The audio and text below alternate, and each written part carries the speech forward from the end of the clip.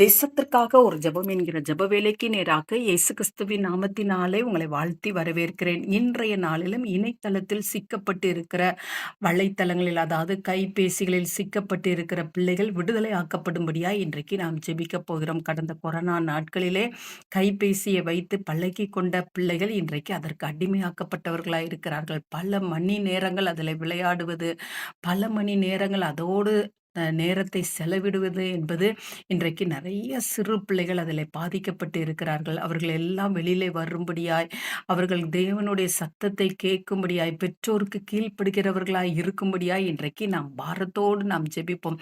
இந்த இணையதளத்தை பயன்படுத்துகிறதுனாலே தவறான பாதையிலும் செல்லுகிற சிறு பிள்ளைகள் உண்டு.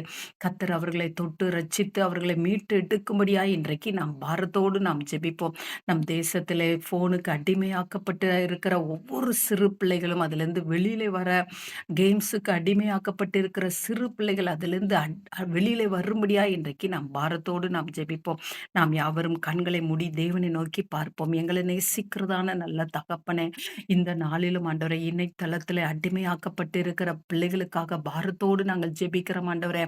ஆண்டவரே, செல்போன் மூலமாக மணிக்கணக்கில் கேம்ஸ் விளையாடி கொண்டிருக்கிற சிறு பிள்ளைகள் உண்டப்பா. ஆண்டவரே அப்பா, அவர்கள் எல்லாம் வெளியில வரட்டும் அப்பா.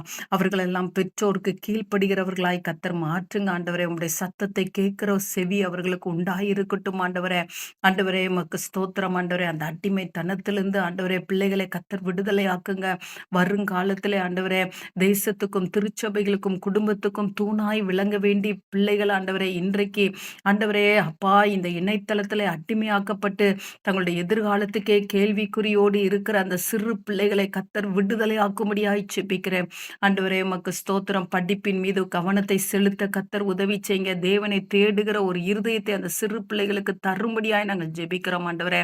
இன்றைக்கு கர்த்தர் அப்படிப்பட்ட பிள்ளைகளை ரட்சித்து ஆண்டவரே, உம்முடைய மந்தையிலே நீர் அவர்களை சேர்த்து கொள்ளும்படியாய் ஜெபிக்கிறேன். நல்வழியிலே அவர்கள் நடக்கிறதுக்கு கர்த்தர் கிருபை செய்யும்படியாய் ஜெபிக்கிறேன். கர்த்தர் அப்படியே செய்கிறபடினால் நன்றி. இயேசுவின் மூலம் ஜெபிக்கிறோம் நல்ல பிதாவே. ஆமென், ஆமென்.